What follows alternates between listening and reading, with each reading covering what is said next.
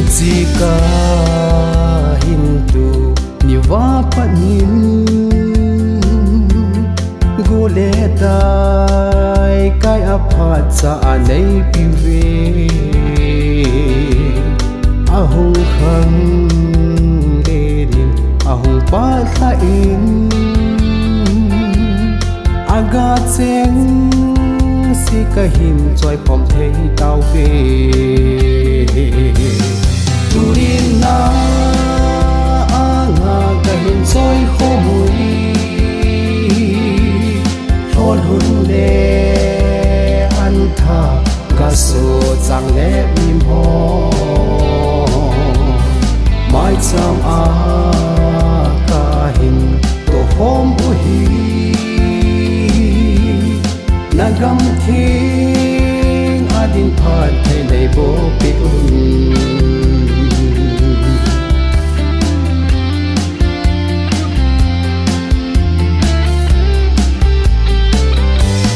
kumbul a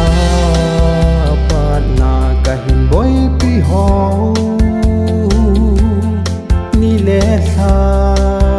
phat le ni a hu ki he in kamuchi tu ho a hung po do in tunin na ang sunga ka hin ru tau ve tunin na anga ka hin choi khomui thol hun le an tha ka so chang le bim ho mai cham a ka hin to hom u hi nagam thing adin phat thei nei bo pi